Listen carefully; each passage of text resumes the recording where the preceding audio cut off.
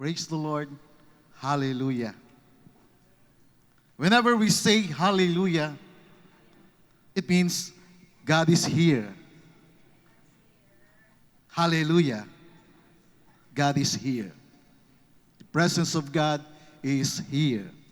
He is with us, in us, and through us. At ako po ngayong umaga ay nagpapasalamat sa bawat isa na nakiisa sa ating pong prayer and fasting. Marami pong salamat. Pwede po ba natin palakpakan ng Panginoon sa kabutihan niya? Nung ating pong 3 araw na prayer and fasting, tayo po ay nakipagbuno, nakipaglaban sa Espiritu.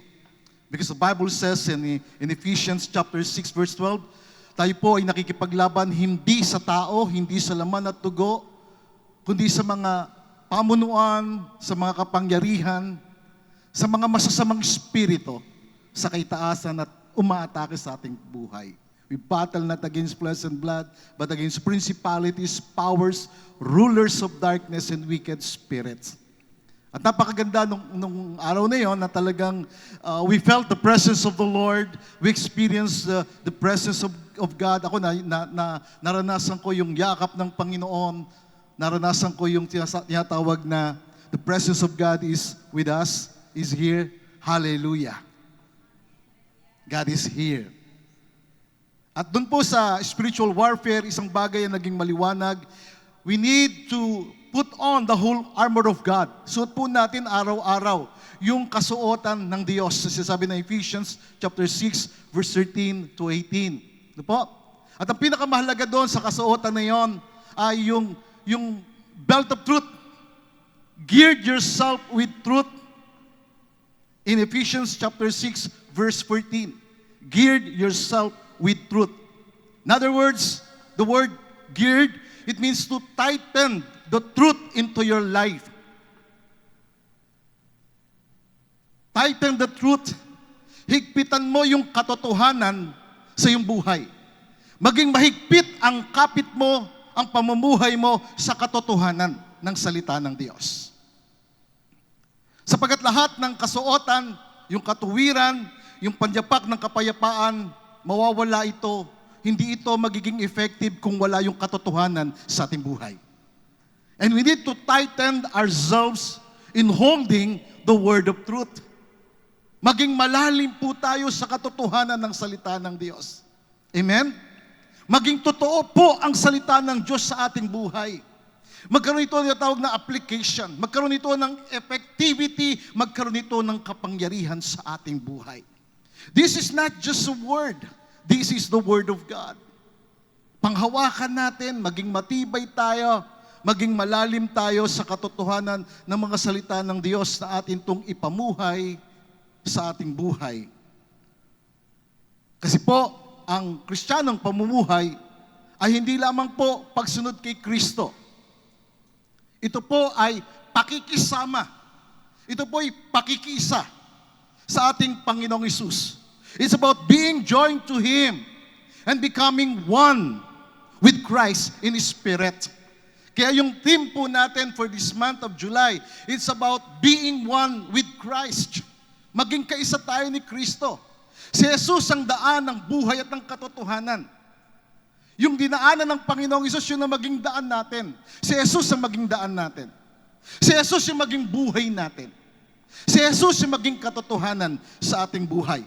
Alam niyo po, mga kapatid, maraming mga Kristiyano na nabubuhay sila na para bang ang feeling nila ang layo ng Diyos sa kanila. That from a distance, God is watching us. That God is out there, na malayo ang Diyos. Hindi po. Ang katotohanan ng salita ng Diyos na ating pong dapat paniwalaan, He came to us. Jesus came to us. When we believe in Jesus, we receive His Spirit. We are one with Him. He reigns in us. Siya po ay naghahari sa atin. Kung totoo na tinanggap mo si Yesu Kristo, kung totoong si Yesu Kristo na sa buhay mo, lalakad ka ng ayon sa iyong pakikipag-isa sa Kanya. Na hindi siya malayo sa'yo. Siya'y kaisa mo, kasama mo. So ngayong umaga, ako po ay mangangaral sa paksang living as one with Christ. Not just being one with Christ, but living. Mamuhay ka na kaisa mo si Kristo. Mamuhay ka na kasama mo si Kristo. Kaya po ako, every day, I've girded my ways with truth. Inilalagay ko yung katotohanan sa aking buhay. Every day I put on the breastplate of righteousness. Inilalagay ko yung katuwiran ni Jesucristo sa aking buhay. Every day I shod my feet with the preparation of the gospel of peace. Inilalagay ko sa aking buhay yung kapayapaan ng pagdadala ng mabuting balita. Every day I take the shield of faith, yung panangga ng pananampalataya. Every day nilalagay ko yung helmet ng kaligtasan that protects my brain, my mind. And every day, I use the Word of God, the sword of the Spirit. Every day, I pray. So, the message today is to live as one with Christ. Maging kaisa tayo ni Kristo.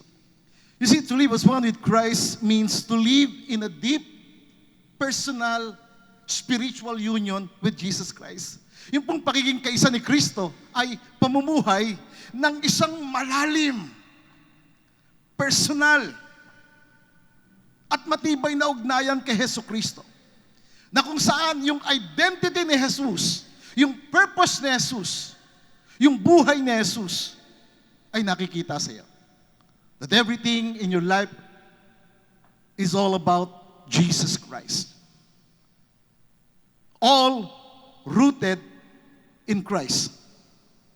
Ito po yung makita sa iyo yung identity, yung purpose, yung araw-araw na pamumuhay na nakaugnay kay Hesus Kristo. Yun po ang totoong Kristiyanong pamumuhay. It is not a religious concept, but a life-changing relationship with God in which you and Christ are united by the Holy Spirit. Na ikaw ay kaisa, kabahagi. Nasa iyo ang buhay ni Kristo. Nasa iyo yung kalikasan niya, yung katangian niya. Nasa iyo nangyayari ang kanyang mission o yung kanyang purpose. Pag-isipan natin ito, mga kapatid, ngayong umaga. Nung ikaw ay tumanggap kay Hesus Kristo, naniwala ka sa Kanya, hindi ka lamang naging isang follower. You become spiritually united with Him. Spiritually, kaisa ka. Spiritually, kasama ka. Spiritually, si Jesus nasa iyo. Your life is hidden in Christ and His life flows inside of you and through you. And that is the life of being one with Christ. Tingnan po natin yung realidad nito. Nakasulat sa Biblia. 1 Corinthians 6:17. Alam nyo mga kapatid, kapag binasa nyo ang gospel, ang epistles, you will understand the revelation. You will have this deep understanding, deep revelation of who Jesus Christ to you. Kaya si Paul, meron siyang malalim na pagkakilala, malalim na ugnayan sa ating Panginoong Jesus. Sabi niya sa 1 Corinthians 6:17, He who is joined to the Lord is one spirit with Him. Siya na nakipag-isa sa Panginoong Jesucristo ay kaisa sa Espiritu ng Panginoon. Kung ikaw, nagdesisyon ka na tinanggap mo si Jesucristo, sumampalataya ka sa Kanya, kaisa ka ni Jesucristo sa Espiritu. Nasa sayo ang presence niya. You see, the Greek word for joined is kolyao, or kolyao, meaning to glue or bond tightly. Na para bang merong mighty band na matindi. Nakakapit ka sa Panginoong Jesus. Si Jesus nasa iyo. Nakadikit ka sa Kanya. Nakasanib siya sa iyo. Nakaugnay siya sa iyo. You see, mga kapatid, it is a spiritual fusion o spiritual na pagsasanib. It is not symbolic or metaphorical. Hindi ito simboliko. Hindi ito metaphoric. Itong sinabi na ito ng 1 Corinthians 6:17 that he who is joined to the Lord is one spirit with him. It is the reality of being with Christ, of living as one with Christ. It is a permanent, inseparable union. It is a real union. Ito'y totoong pagkakaisa. Kaya kung totoong naniwala ka, totoong sumampalataya ka kay Jesucristo, totoo siya sa'yo. Totoo sa'yo ang mga pangako niya. Ito'y nagkakaroon ng kaganapan sa'yo. Hindi lamang alam mo, may pagkaunawa ka, kundi mas malalim, mas makahulugan, mas makapangyarihan na yung kasama mo siya sa iyong buhay. It is a permanent, inseparable union, not a temporary relationship. Hindi yung aatin ka lang, pagkatapos mawawala na. Hindi yung ngayong someday, you are one with Christ, and then the following day, you don't belong in Christ. No. Hindi po ganoon. Ang ibig sabihin po dito, it means talagang, di ba, alam niyo naman, kapag ginamit mo ang mighty band, pagka dumikit siyang, matindi ang kapit niyan. At meron pang mas matinding kapit talaga ng pandikit. Kaya nga sa mga magagaling sa sapatos, parang Brother Jerry lang yan, pagka nagdikit ng sapatos yan, matindi ang kapit. So yun yung sinasabi natin, talagang matindi yung pagkakakapit. Permanent. You see, when we believe and receive Jesus, we were not just forgiven.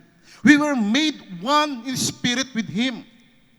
Nung tinanggap mo, sinampalataya ng mga Panginoong Jesucristo, hindi ka lamang niya pinatawad, kundi naging kaisa ka niya.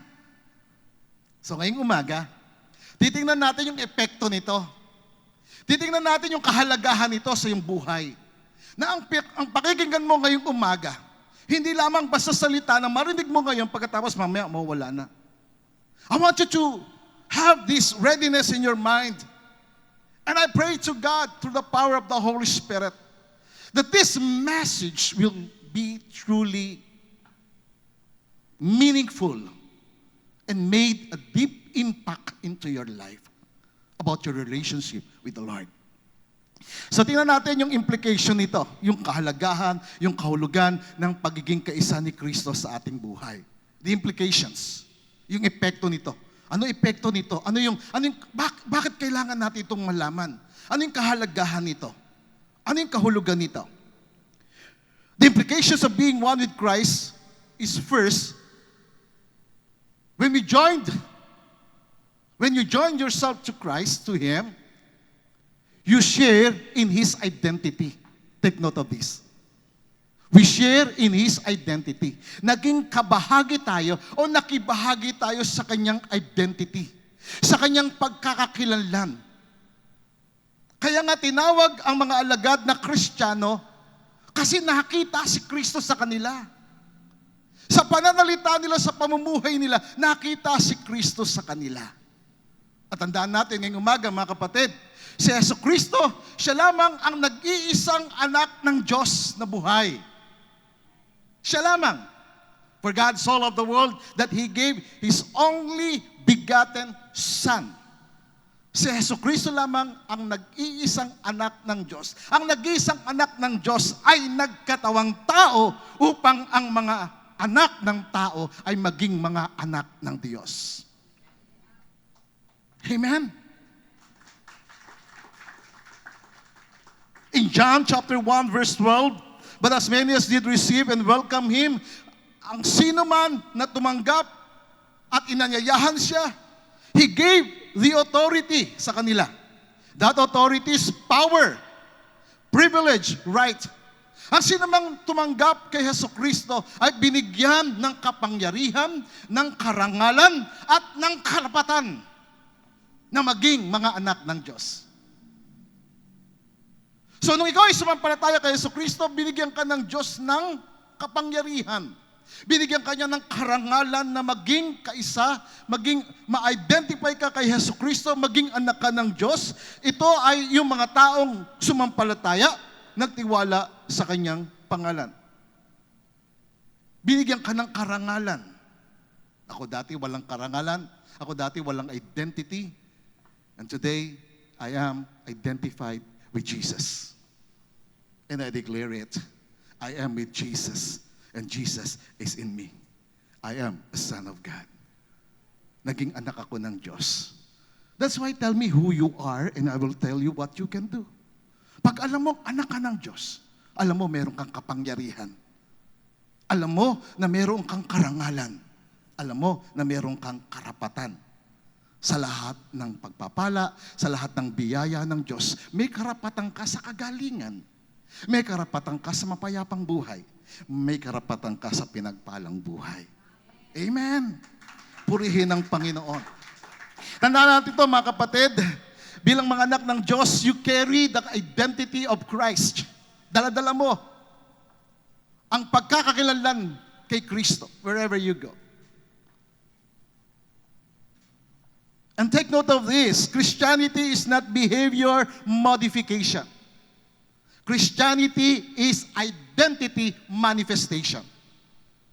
Ang pagiging Kristiyano, hindi lamang yung ikaw ay mababago, mabamodify yung pag-uugali. Oy, naging Christian siya kaya nabago siya. No, hindi. It is not just about a changed life. It's about identity manifestation. Na makita sa iyo si Kristo. Kaya nga sa Acts chapter 4 verse 13, yung mga Pariseo nung makita nila yung boldness, nung makita nila yung katapangan, yung galing sa pagsasalita ni Juan at ni Pedro, namangha sila. Bakit? Because they were uneducated. They were untrained. Hindi sila nakapag-aral. Hindi sila naturuan sa mataas na paaralan. But they recognized them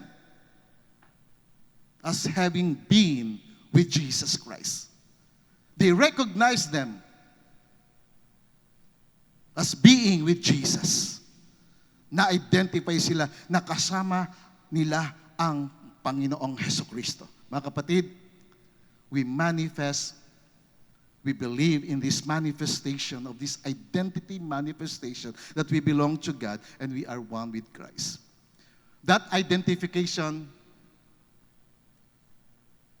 was happened on the cross. On the cross, there was a great exchange. Si Jesus ay naging sumpa sa'yo, dahil sa akin. Si Jesus ay naging kasalanan. Si Jesus ay naging karamdaman upang makamit natin ang kagalingan, upang makamit natin yung kapangyarihan niya, upang maranasan natin yung kanyang karangalan.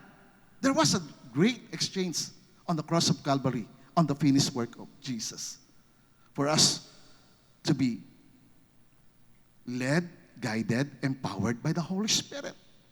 That's why sabi ng Romans chapter 8 verse 14, those who are led by the Spirit of God are the children of God. Sila na ginagabayan at sinasamahan ng Espiritu ng Diyos, sila ay mga anak ng Diyos. At ang Espiritu ay nagpapatotoo sa atin na hindi po tayo naging mga slaves o mga alipin sa takot, sa kasalanan.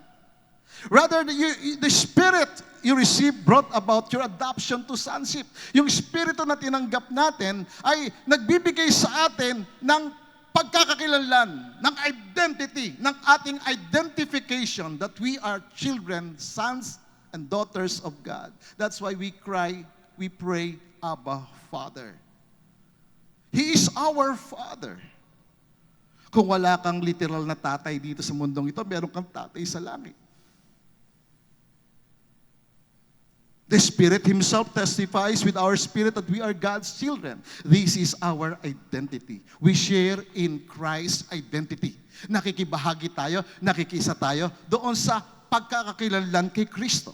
We are identified with Christ. That's why the Bible says, he who is joined with Him is one spirit with Him. Ibig sabihin, nakikishare siya, nakikibahagi siya, nakikisa siya doon sa identity ni Kristo. And pangalawa, ano pang implication nito? Ano pang epekto nito? Itong 1 Corinthians 6:17 sa atin. Second, we share in His life. Tayo po ay nagiging kaisa, nagiging kabahagi sa buhay ni Kristo. Colossians chapter 3 verse 3, it says, you died to this world. Nung naniwala ka kay Kristo, nung tinanggap mo si Jesucristo, you died to this world. And your new real life is hidden with Christ. Yung bagong buhay ay nakatago kay Kristo. Purihin ang Panginoon. Salamat sa electric fan na gumagana. Amen. When Christ, who is our life, appears, then you also will appear with Him in glory. Praise the Lord. Salamat po. Amen. Are you with me? Si Jesus ang ating buhay. Kaisa tayo ni Kristo. Because you joined with Him, you are one in spirit, one in identity, one or we share in His life. And take note of this. We share in His life, and living as one with Christ means His life flows through you. When you share in His life, yung buhay niya dumadaloy sa'yo. Yung kanyang pag-ibig dumadaloy sa'yo. Yung kanyang kagalakan dumadaloy sa'yo. Yung kanyang kapayapaan dumadaloy sa'yo. Yung kanyang kapangyarihan nagiging reality sa buhay mo. Amen? That is the implication. That is the effectivity of living as one with Christ. Yung buhay niya nagiging buhay mo. Yung buhay ni Kristo, nagpuproduce sa atin ng kanyang pag-ibig. Yung pananampalataya ni Kristo nagiging pananampalataya mo. Yung pag-ibig ni Kristo nagiging pag-ibig mo. Yung bunga ng Banal na Espiritu, nagkakaroon ito ng tinatawag na reflection. Dahil sa pagiging kaisa kay Kristo. His life flows through us. His love, His joy, His peace, His power become reality. John chapter 15 verse 5, it says, Jesus said, I am the vine. Take note of this. He said, I am the vine. Sabi ng Panginoong Isus, ako yung puno. You are the branches. He who abides in me and I in him bears much fruit. For without me, Jesus said, you can do nothing. That's why this is very important for you to realize this, for you to have this awareness that he who is joined with the Lord is one spirit with Him.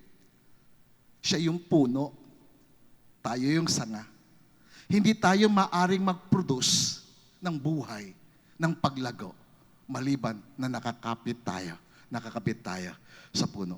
When the Bible says Christ is the vine, we are the branches, it means that Christ is the source of life and nourishment into our spiritual life.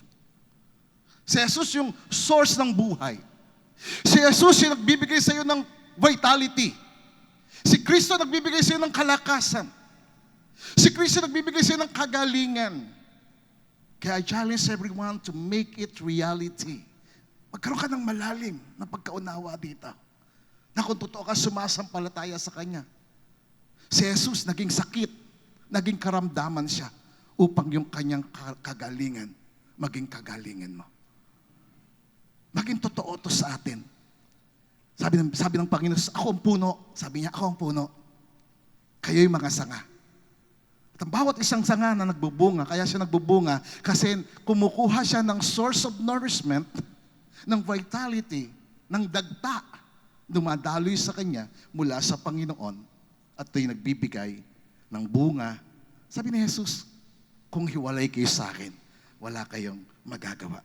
Hindi tayo maaaring mag-produce ng buhay, ng spiritual na paglago kung wala si Kristo sa atin. Our spiritual vitality depends on our connection to Him. Yung ating kasariwaan. Kaya pansinin mo sarili mo, kapatid. Kapag natutuyo ka, kapag naghihina ka, kapag nanlalata ka, check yourself. Ako ba'y nasa pananampalatayang nakaugnay kay Kristo? Ako ba'y kaisa ni Kristo? O tumitigil yung pagdaloy ng buhay ni Jesus? Si Jesus ang nagsusupply ng biyaya. Si Jesus ang nagsusupply ng kagalingan, ng kalakasan. Si Jesus ang nagsusupply ng karunungan, ng layunin sa ating buhay. In short, we live in dependence on Him. Without Jesus Christ, we are powerless. Amen? But we bear fruit because of His Zoe life. That's why this is the reality of 1 Corinthians 6:17. You have the identity of Christ. And you share in His life. Na yung buhay ni Kristo, that is the Zoe life. gives strength, gives vitality, gives power into your life. Siya nag-aalis ng kalungkutan, siya nag-aalis ng depression, siya nag-aalis ng mga bagay ng mundo sa iyong buhay. Kung kanino ka nakakonect, doon ka kumukuha ng mga bagay na nangyayari sa iyong buhay. Kung nakakonect ka sa mundo, nakakonect ka sa mga tao sa paligid, kung ano ang buhay nila, yun ang nagiging buhay mo. But if you are connected with Jesus Christ, His life, His power flows through you. Amen. This is the implication. Ito yung epekto, ito yung kahalagahan nito. That's why I love the Lord Jesus Christ. That's why I love the Bible. I love the revelation. I love the wisdom. I love the knowledge of God. Ang ganda ng 1 Corinthians 6:17. And I want you to have a deeper meaning, deeper understanding of that verse. We share in His identity. We share in His life. And third, we share in His nature. Tayo'y nagiging kabahagi, tayo nakakabahagi o nakikibahagi doon sa Kanyang nature, sa Kanyang kalikasan. When you believe in Christ and live as one with Him, you share in His nature. Nung ikaw ay sumampalataya, naniwala ka kay Yesu Kristo, tinanggap mo si Yesu Kristo, ikaw ay kabahagi sa Kanyang kalikasan. Kabahagi ka sa Kanyang character. Sa Kanyang katangian. Sabi ng 2 Peter chapter 1 verse 3, His divine power has given us everything we need for a godly life through our knowledge of Him. Yung Kanyang makapangyarihang, banal na kapangyarihan ay nagbigay sa atin ng lahat ng bagay upang tayo makapamuhay ng makadiyos na pamumuhay sa pamamagitan ng kaalaman sa Diyos. The word knowledge, it is epignosis, meaning a deeper understanding of who God is. A deeper understanding, a deeper meaning of His power. Siya na tumawag sa atin sa Kanyang kaluwalhatian at sa Kanyang kabutihan. And verse 4 it says, through this, He has given us His very great and precious promises. Sa pamagitan nito ng Kanyang kapangyarihan, ibinigay niya sa atin ang Kanyang mga dakila at mahalagang mga pangako na sa pamagitan ng mga pangakong ito, tayo po ay magpa-participate o magiging kabahagi dito po sa Kanyang divine nature. Dito sa Kanyang makadiyos na kalikasan, dito sa Kanyang katangian, upang tayo po ay makaalis sa corruption in the world caused by evil desires. Na iba na yung magiging desire mo, no longer to sin. You are not compatible to sin, but you are compatible with Christ. For you to live like Jesus Christ. For you to participate in the nature. It means to share in His life, to share in His character, to share in His holiness through union with Christ. Hindi ito pagiging Diyos. Ulitin ko po. Ang pagiging kabahagi sa kalikasan ni Kristo ay hindi pagiging Diyos. Hindi tayo magiging Diyos, kundi makakashare tayo, makakabahagi tayo doon sa kalikasan niya, doon sa katangian niya, sa buhay niya, sa ugali ni Kristo. The character of Christ. We share in God's moral and spiritual qualities through Jesus Christ. That's why Jesus became man. Naging tao ang anak ng Diyos. Upang tayo magkaroon ng halimbawa, meron tayong susundan, meron tayong tutularan, meron tayong magiging kaisa, kasama sa buhay natin. That's why Paul said, imitate me as I imitate Christ. Follow me as I follow Christ. Be with me as I am with Christ. That's the essence of His epistle. We share in God's moral and spiritual qualities. It is made possible by His promises, by the word of the Lord. Ginawa itong makahulugan, makapangyarihan sa pamagitan ng salita ng Diyos. Yung espiritu natin, kasanib na si espiritu ng Diyos. Yung espiritu natin, nandun nakapaloob sa espiritu ng Diyos at ito yung nagbibigay ng pagbabago. Kaya kung nagkakaroon ng pagbabago sa iyong buhay, it is the work of the Holy Spirit. Kung walang pagbabago na nangyari sa iyong buhay, it is because hindi mo ito pinangahawakan, hindi ka lumalalim sa pagkakilala at pagkaalam sa mga katotohanan ito. Being one with Christ doesn't make sin impossible, but it makes it incompatible. Ang pagiging kaisa ni Kristo ay hindi nangangahulugang imposible nang magkasala. Ngunit ginagawa nitong hindi naayon o hindi tugma ang kasalanan sa iyong bagong pamumuhay. In other words, hindi na sa iyong kalikasan ang kasalanan. Ang kasalanan, lalayuan mo na because you have the nature of Christ. Those who have Christ, those who believe in Christ, have received a new nature. That is the nature of God. The nature of Christ. The nature of His character. Sabi ng 1 John chapter 3 verse 9 in the Amplified Bible, walang sino man ay pinanganak ng Diyos na deliberately, knowingly, and habitually practices sin. Walang sino man na nakaisa ni Kristo na talagang intentional na gagawin mong kasalanan. Alam mo kasalanan pero gagawin mo pa rin. At patuloy kang gumagawa ng kasalanan. Kasi kung totoong si Kristo nasa iyo, lalayo ka sa kasalanan, lalayo ang bawat anyo ng kasalanan at kasamaan. Hindi mo ito ipapractice o hindi mo ito isasagwa sa iyong buhay. Bakit? For God's nature abides in Him. What is the nature of God? His principle of life, the divine DNA of God, remains permanently within Him. The DNA of God, the nature of God, the character of God, the thoughts of God. Kaya nga sabi ni Isaiah, sabi ng Panginoon, through Isaiah, sabi niya, ang lakad ko hindi nyo paglakad. Ang pag-iisip ko hindi nyo pag-iisip. Pero pwede tayong lumakad doon sa paglakad ng Diyos. Pwede yung pag-iisip ng Diyos maging pag-iisip natin sa pamagitan ni Jesucristo. Through Jesus Christ, we can walk in the ways of God. Through Jesus Christ, we can live a life that is pleasing before God. Through Jesus Christ, we can think the thoughts of God. Are you with me? Naintindihan po ba natin ito, mga kapatid? This is the revelation. This is the wisdom of 1 Corinthians 6:17. We share in His nature. We share in His identity. We share in His life. We share in His nature. And 4, we share in His holiness. Tayo po ay nakikibahagi. Tayo po ay nakikisa sa kabanalan ni Kristo. Si Kristo nabubuhay ng banal. Lahat ng sumusunod sa Kanya, lahat ng nakipag-isa kay Jesucristo, mamumuhay ng banal. Kaya kung hindi ka pa namumuhay ng naayon sa kabanalan, evaluate yourself.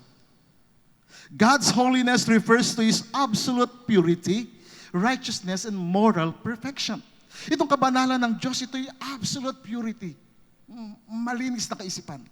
Malinis na pamumuhay. Matuwid na pamumuhay. Malinis na pamumuhay.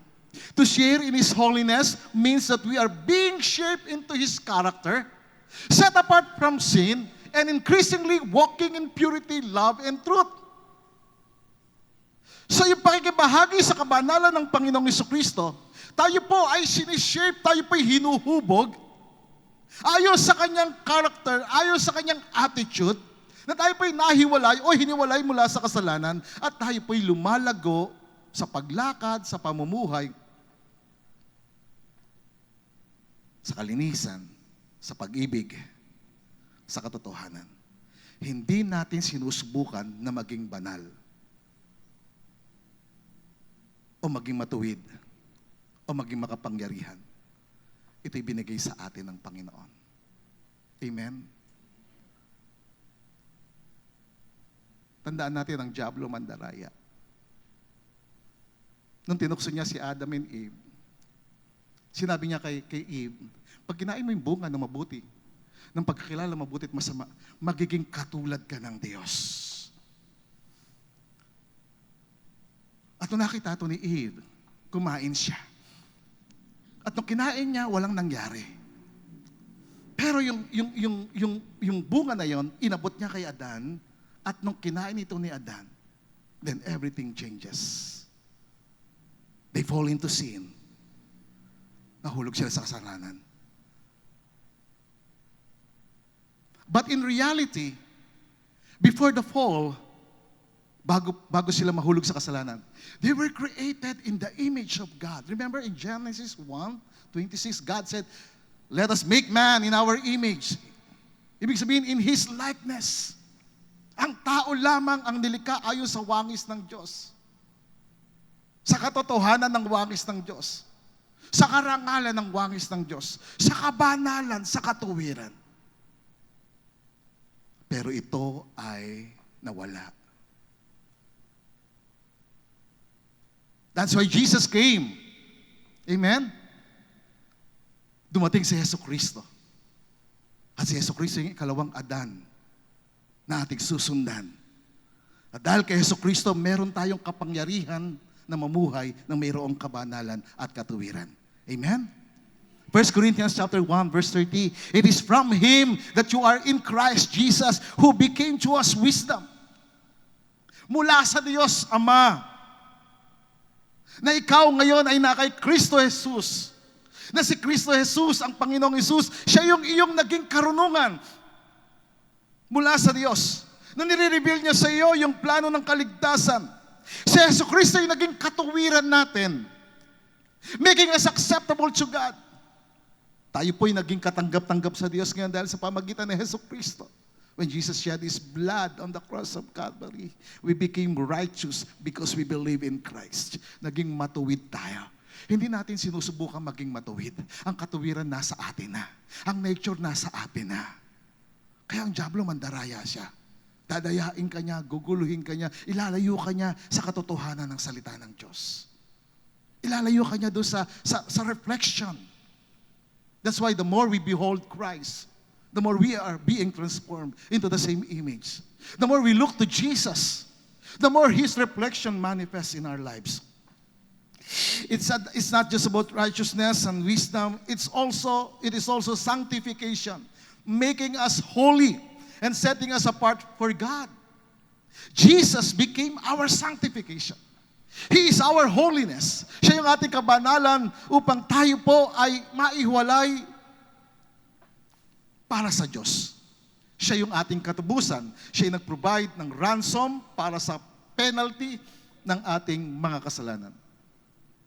Ang ating pakikisa kay Hesus Kristo ay hindi nagbibigay sa atin ng lisensya para magkasala. Hindi po. Kundi upang tayo po ay lumakad sa katuwiran at kalinisan ng buhay. Can we give God some praise? The more you are conscious of your oneness with Jesus, the more you are aware of this, the more naturally you walk into holiness. Magiging natural sa iyo na kapag nakita mo ang kasalanan, nakita mo ang pornography, alis ka, lalayo ka. Merong temptation, lalayo ka. Magiging normal sa iyo. Bakit? Kaisa mo siya eh. You are identified with Jesus. His life is in you. His nature is in you.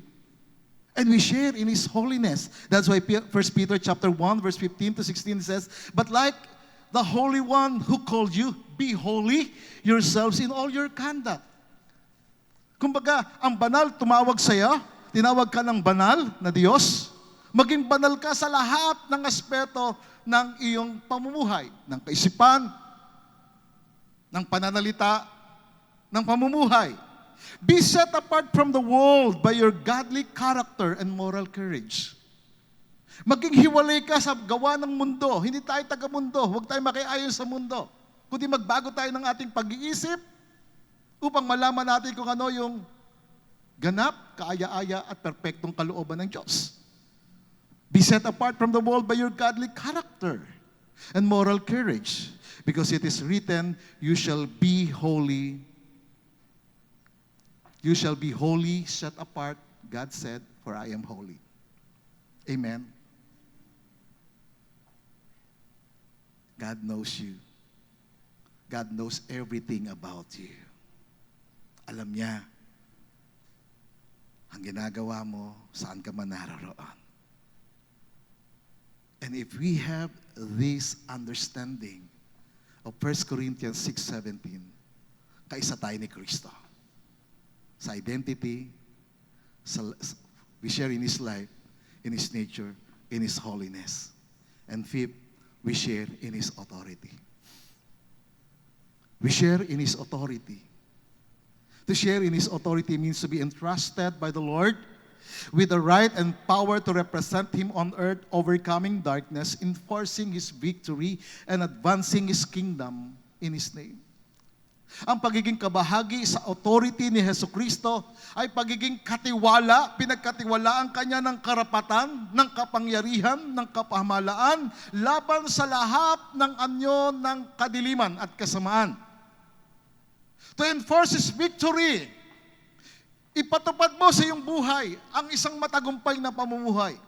Why? Because Jesus finished His work. Jesus Christ already won. Nagtagumpay na siya. Ipatupad natin yung Kanyang pagtatagumpay sa ating buhay. I-advance natin yung Kanyang paghahari, yung Kanyang kaharian. Because we share in His authority. He has given us authority and power over all the works of the enemy. Sabi ng Luke chapter 10 verse 19, listen carefully, I have given you authority that you now possess. Take note of this. Jesus said, binigyan kita ng kapamahalaan, ng kapangyarihan. Nasa iyo ito. When you believe in Jesus, when you receive Jesus Christ, you are one with Him, you share in His authority, you possess His authority. Kaya wala kang dapat katakutan. Wala kang dapat pangambahan. I have given you authority, Jesus said, that you now possess, to tread on serpents and scorpions. Serpents meaning demonic influence, demonic harassment. Scorpions, ito yung mga demonic attacks sa iyong buhay. Jesus has given us the authority and the ability to exercise authority over all the power of the enemy. Kaya kapag mayroong napopossess, mayroong masamang espiritu, hindi ka dapat matakot. Greater is He that is in you than he that is in the world.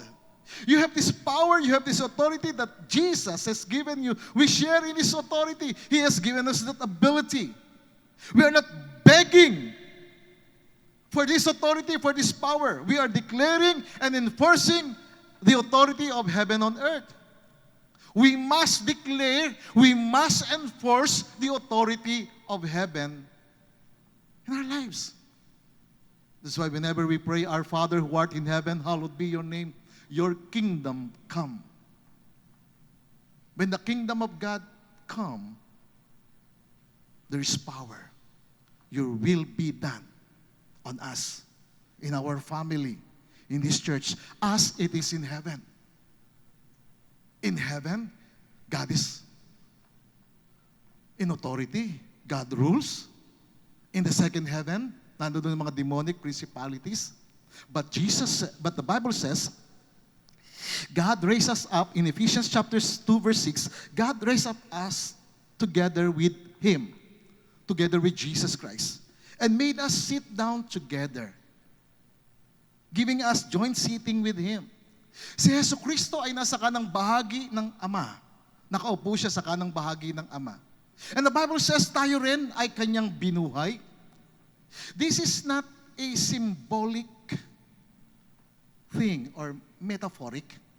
Spiritually speaking, this is your position. This is our position. God raised us up together with Him and made us sit together, giving us joint seating with Him in the heavenly sphere by the virtue of being in Christ Jesus. We are seated together with Christ. This is our position. Far above principalities, powers, rulers of darkness, and wicked spirit. Yung kanilang atmosphere, yung kanilang sphere ay nasa second heaven. We are seated in Christ in the first heaven. Positionally, He has given you this power because you are one with Christ. Pakisabi sa katabi mo, kaisa ka ni Kristo.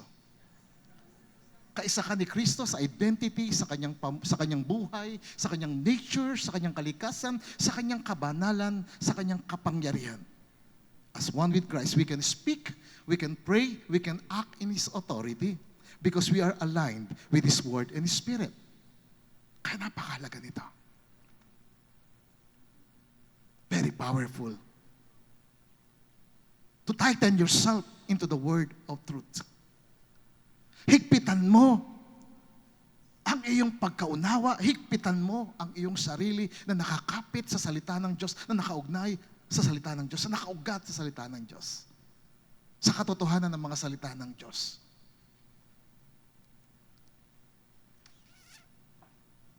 And 6, we share in His victory.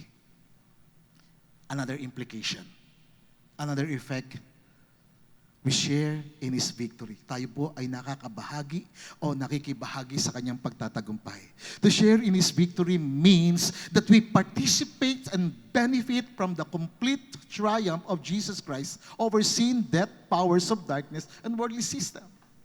Through the finished work of Jesus Christ, we participate. Nagbe-benefit po tayo doon sa kompletong pagtatagumpay ng Panginoong Jesucristo. Kaya yung kamatayan ni Jesucristo sa krus, ito yung ating pong taon-taon na sinasariwa. Inaala-ala, we commemorate. Whenever we take communion, we commemorate the death, resurrection of the Lord Jesus Christ. We are in communion with Him. We are one with Him. And we share, we participate, we benefit from the complete triumph of Jesus Christ over sin, death, powers of darkness. So you need to practice yourself, to exercise your authority, to exercise your victory, that you are more than a conqueror. We are more than conquerors. Amen? We don't fight for victory. We fight from victory to victory. Nakikipaglaban tayo mula sa pagtatagumpay tungo sa pagtatagumpay. Set your mind on these things. Make it your mindset that you are victorious through Jesus Christ. Sabi ng Colossians chapter 2 verse 15, in the Amplified Bible, He had disarmed the rulers and authorities. Inalisan niya ng kapangyarihan at kapamahalaan ang mga kapangyarihan at pamamahala, masasamang espiritu, those supernatural forces of evil operating against us. Inalisan sila ng kapangyarihan. Take note of this. The Bible says they were disarmed. Inalisan ng kapangyarihan ng diablo. Inalisan sila ng kapamahalaan. And it says, He made a public example of them, exhibiting them as captives in His triumphal procession, having triumphed over them through the cross. Inalisan ng Panginoong Jesucristo ng kapangyarihan ang diablo.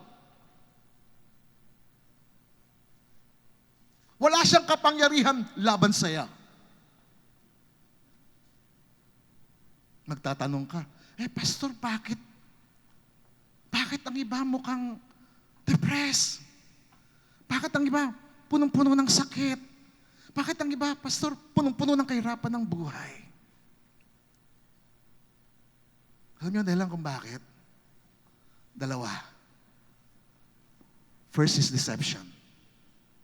Yung pandaraya ng diablo. Yun yung kanyang kapangyarihan. Nakakapandaya siya. Dinadaya niya ang kaisipan ng mga taong hindi sumasampalataya upang huwag sumilang sa kanilang kaliwanagan ni Kristo. Pangalawa, naghahanap sila ng kanilang entry for them to illegally enter into the life of somebody. Paano yun? Paano nakaka-enter ang kaaway, ang diablo sa buhay ng isang tao? Paano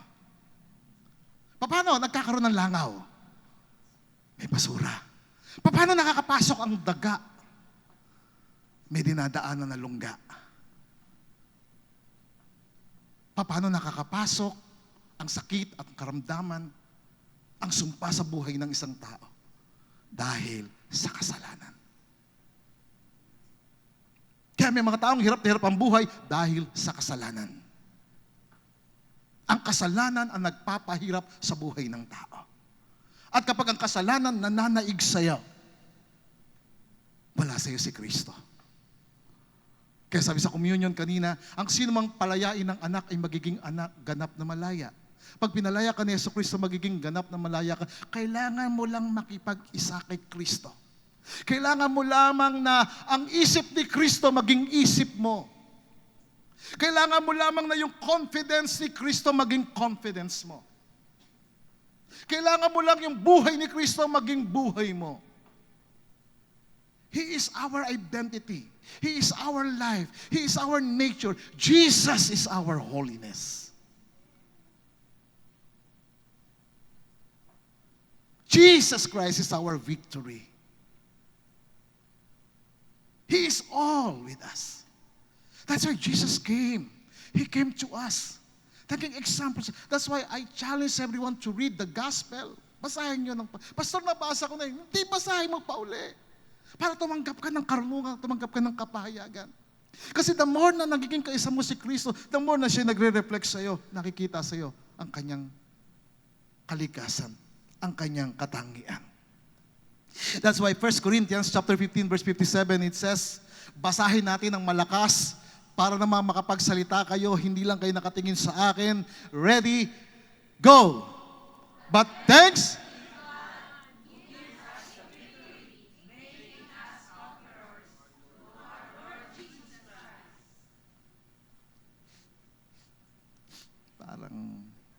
parang nakukulangan ako eh. Basahin na dito mula sa puso, may paninindigan, mayroong paniniwala, may malalim na pagkaunawa na si Jesus ay nagtagumpay at tayo maging mapagpasalamat sa Kanya. Ready? Go!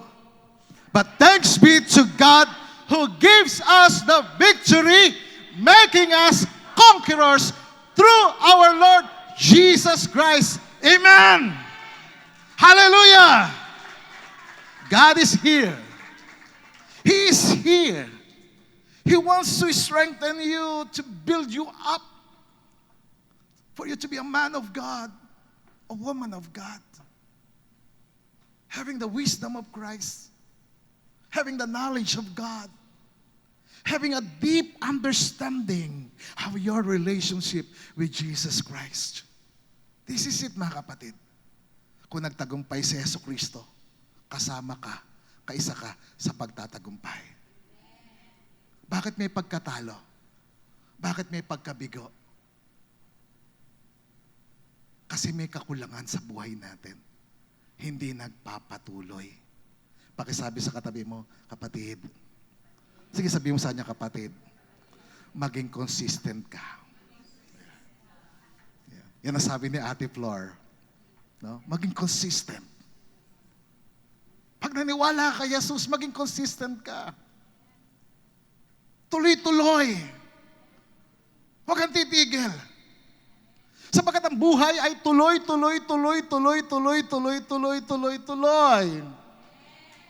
Ang buhay ay paganda.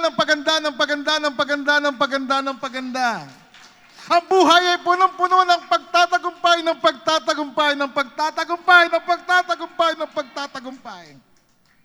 But the moment na tumigil ka, titigil si Lord. Bakit? Because the Lord is gentleman.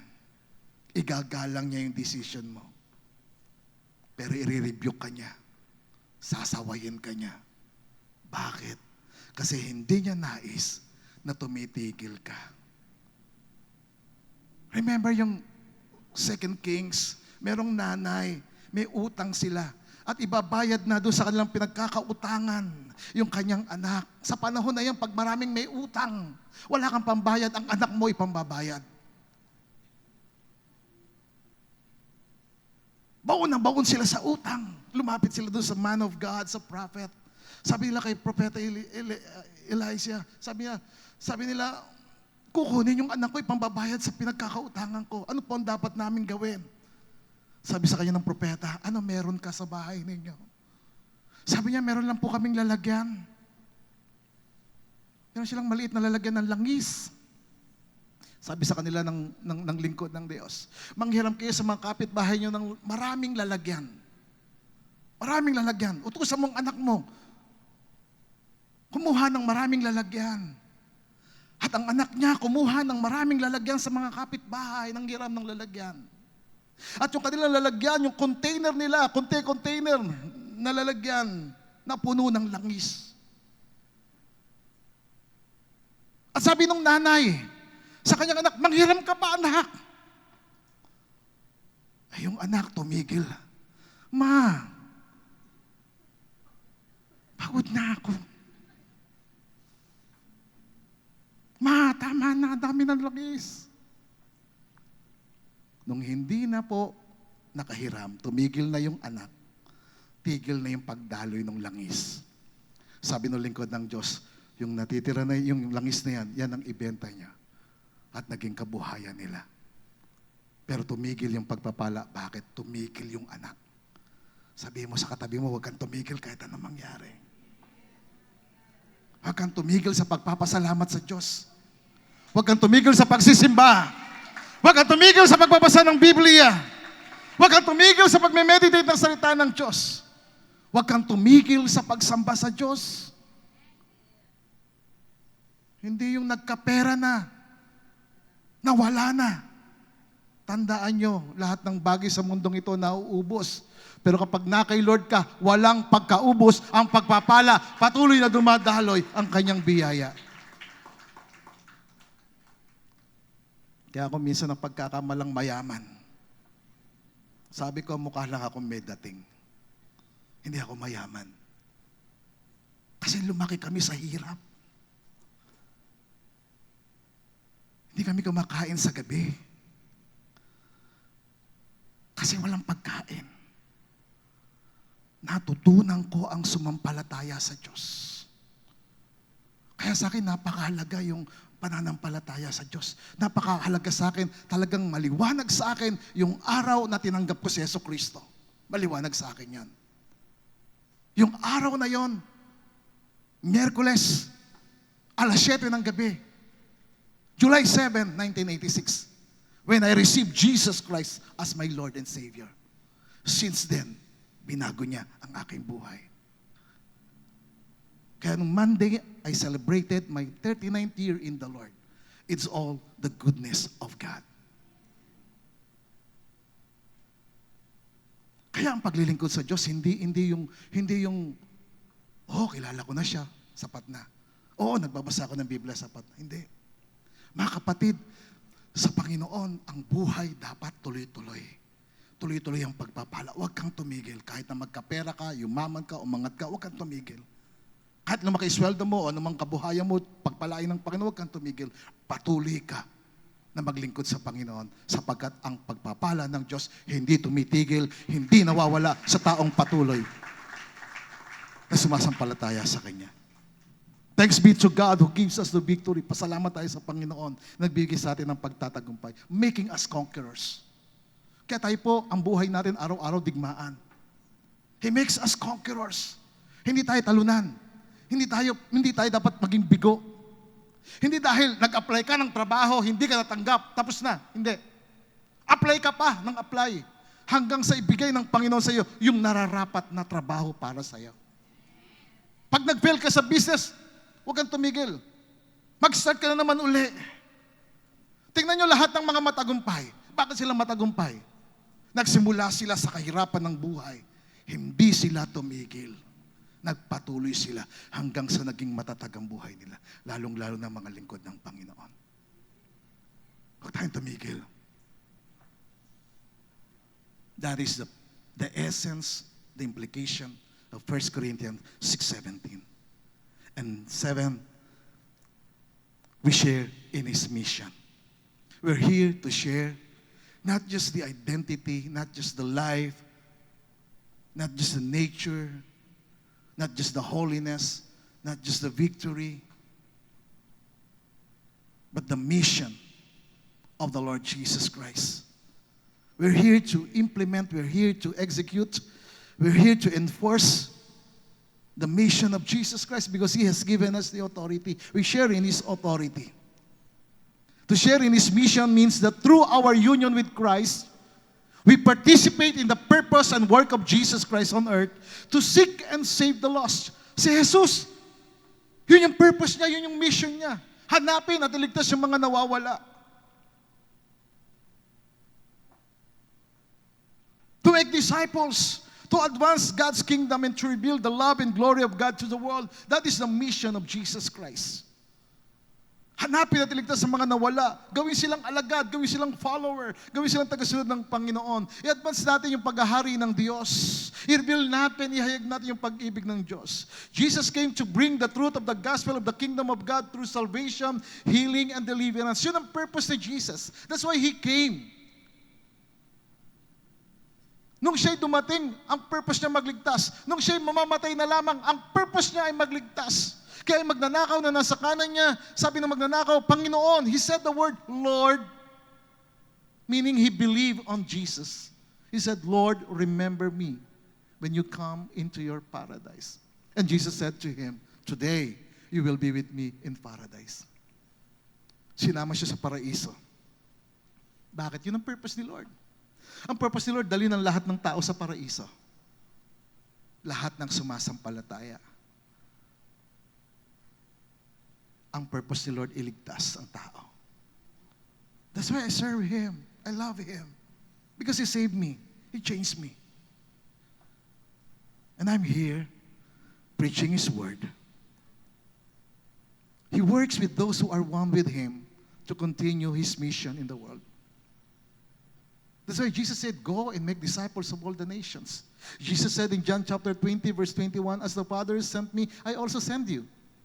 Kung paano ako'y sinugo ng Ama, sinusugo kayo. Sinusugo ko kayo. You see, our union with Christ means we are now His body on earth. Si Jesus wala na siyang katawan sa mundong ito. Namatay siya at muling nabuhay. Hindi na siya magiging tao muli. Sino ang kanyang vessel? Sino ang kanyang instrument? Ikaw. Ikaw ngayon yung kanyang boses. Ikaw ang kanyang kamay. Ikaw ngayon yung kanyang compassion. Ikaw yung kanyang pag-ibig. Because you are one with Christ. One in identity, one in His life, one in His nature, one in holiness, one in authority, one in victory, one in mission. Amen? Sa palagay nyo, tapos na po ako? Meron pa. The question is, how to live as one with Christ. Binigay ko lamang po sa inyong implication. Mabilis na lamang po tayo dito, and then I will pray for you. How to live as one with Christ. Paano tayo mabubuhay na kaisa ni Kristo? First, acknowledge that you are one in spirit with Christ. Acknowledge mo to. Kilalanin mo ito.